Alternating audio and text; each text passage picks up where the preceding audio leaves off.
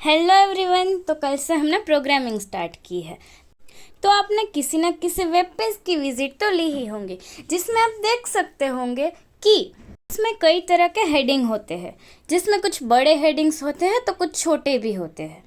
तो उसके लिए भी HTML में हेडिंग टैग्स आते हैं। तो आज हम वही हेडिंग टैग्स सीखेंगे, तो चलिए देखते हैं। यहाँ मैंने HTML का बेसिक स्ट्रक्चर ही फॉलो किया है, जैसे आप देख सकते हैं। अब मैं ले रही हूँ बॉडी।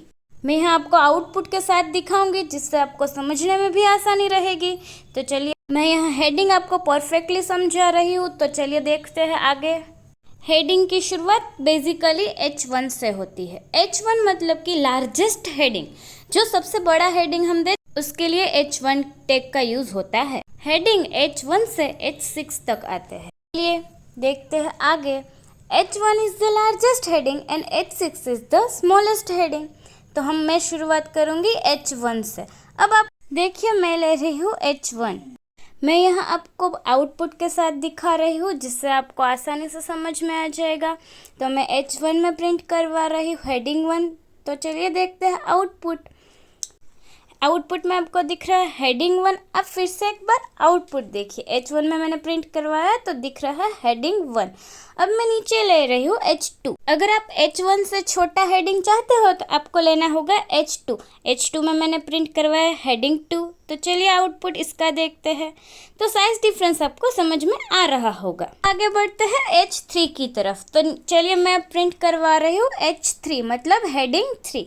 हेडिंग 3 का यूज एज यूजुअल H2 से छोटे हेडिंग के लिए होता है।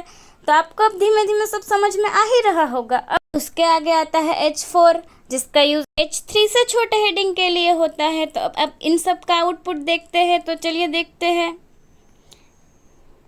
आउटपुट में आपको पता चल रहा होगा H4। अब मैं ले रही हूँ H5। H5 का यूज H4 से छोटे हेडिंग के लिए होता है। अगर आप H4 से भी छोटा हेडिंग चाहते हो तो आपको H5 प्रिंट करवाना होगा। अब आपको आसानी से हेडिंग का प्रोग्राम समझ में आ रहा होगा। तो अब H6 ले रही हूँ, जो सबसे छोटा हेडिंग है।